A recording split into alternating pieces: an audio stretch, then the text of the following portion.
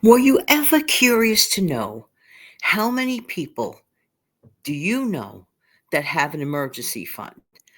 I mean, nobody really kind of sort of talks about it, but you and I could talk about it today. And that's what we are going to talk about: emergency fund.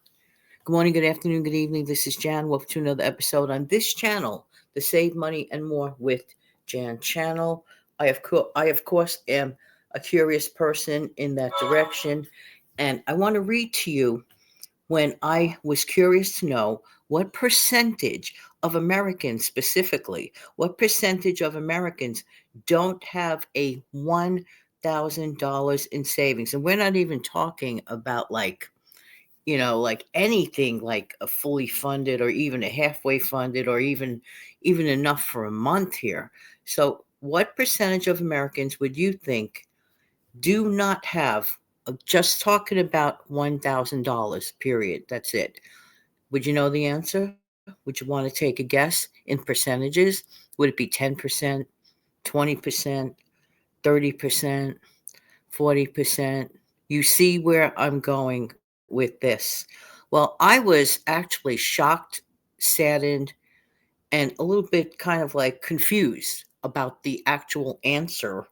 And this is as of not long ago that this was conducted to find out, back about a month ago, month and a half, January 22nd of 2025. Okay, so it is March of 2025, almost middle March, but that is not that long ago. So here's the answer. Are you sitting or standing? Okay. Hopefully you're sitting and you're having a cup of coffee listening to this, or whatever beverage that you like. Okay, so get a load of this. Nearly as many, 40%, 40, nearly as many, 40% couldn't cover a $1,000 emergency expense with cash or with savings. Wow. Wow, is that not stunning? Is that not mind-blowing? Or are you not surprised? Or what do you think about it? Let me know in the comment section below. Okay, so nearly as many as 40%, 40, you heard it, couldn't cover a $1,000 emergency expense with cash or savings. Those 60% said they had an unexpected expense pop up in the past year. Well, okay, legitimate enough, legitimate enough. The gender wealth gap is evident in this survey. Nearly half of women, now this part is the part to me, even more than that number of the stat, I was surprised to learn. I was surprised to learn. Let me get this right. I don't know why my computer, my little handheld computer, my phone, which we all rely on, right? Our phones, decided to go dark on me. So I have to refresh in the page. Hey, this is real life here. I'm just saying. All right. So let's see. It says here that the gender wealth gap is evident in the survey. Nearly half of women, 49%, 49%, do not have an emergency fund, compared with just 36% of men who don't. So there is, I mean, I was just surprised to know that there was even a gender gap at all. I mean, on that survey that they conducted. I mean, but I would say that, in my opinion, only my opinion, that, I mean, look, there is a little bit of a gap, but gap or no gap, statistic or no statistic, it is a very confusing day for me to hear what or read what I just read to you, because some things in life do not make sense. When I look around me and I see so many, carts filled to the brim, oftentimes perhaps I wouldn't know for a fact. How could I know for a fact? A lot of things maybe might be, you know, wants more than needs in those shopping carts. I don't know. I'm not in their shoes, and I never ever make a judgment. But what I did conclude was that something has to be done, right? um, it's not good. It's not good to have zero to fall back on. So I'm thinking it of this, and I like to approach this with the method that I oftentimes use for anything that seems like, that way, way, way too tall of a mountain to climb. Because if you just look at that tall, tall, tall mountain ahead and you say this, oh, this mountain is insurmountable, right? Um, but if you start slowly, if you're in good health and you take your time with it and do it right, eventually the person determined enough will get to the top.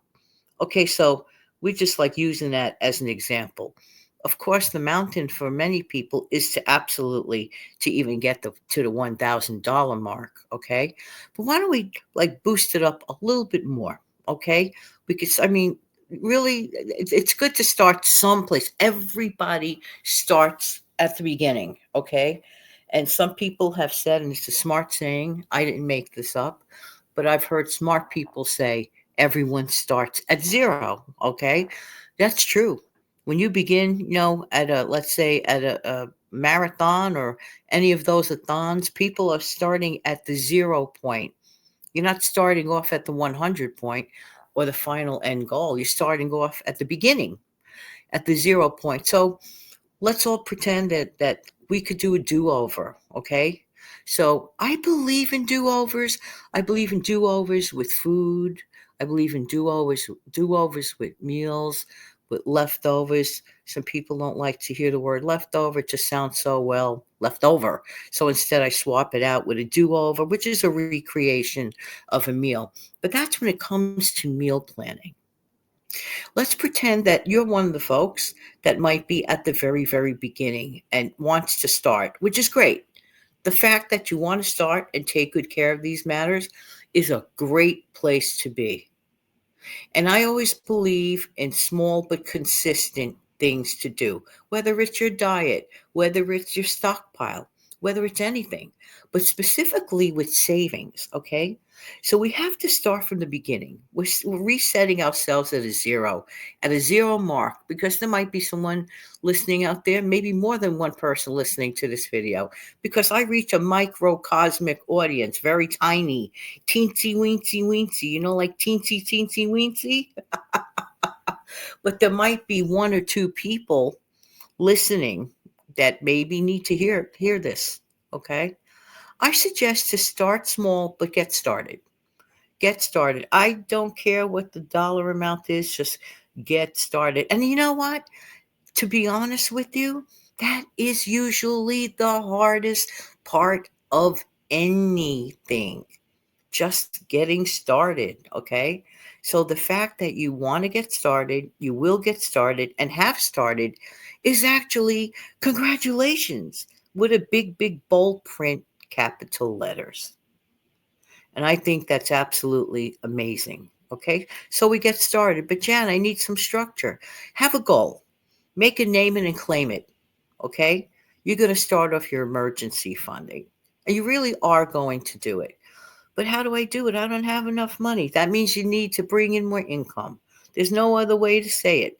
Bring in more income in conjunction with, I'm just saying the truth, in conjunction with cutting back.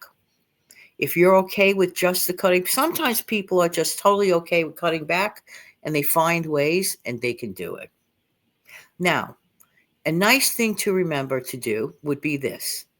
What would happen, heaven forbid, you lost your job? Because many people oftentimes are living paycheck to paycheck.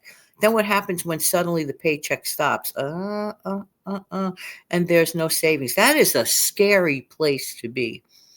That is a terrifying feeling to think, wait a minute, you lost your only source of income. Okay. Well, first of all, it's really a better idea to always have multiple streams of income. Okay. Um, these are things we can look forward to doing ahead of time. I love borrowing time from the future to the moment of now and thinking of things ahead of time and taking action. Okay. So let's start with a small number. Okay. Why don't we figure out what our bills are? It's good to know your budget. Do you have a budget? Track your expenses. Okay. Add everything up. How much does it cost you to live? And a little more wiggle room than that. Add X number of dollars to that. That should be the goal number.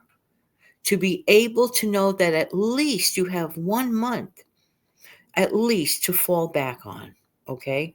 And with the prices of things today, I mean, that $1,000 emergency fund is so, I don't know, passe or long ago or not even really relevant to the moment of right now. That when they were pushing out one about what, 20 years ago? Much more relevant back then, but totally irrelevant to this year. That I could tell you. So people spend that much practically at the grocery store. You know I'm right about that. There's a lot of expenses today. But let's talk about your expenses, okay? What are your expenses?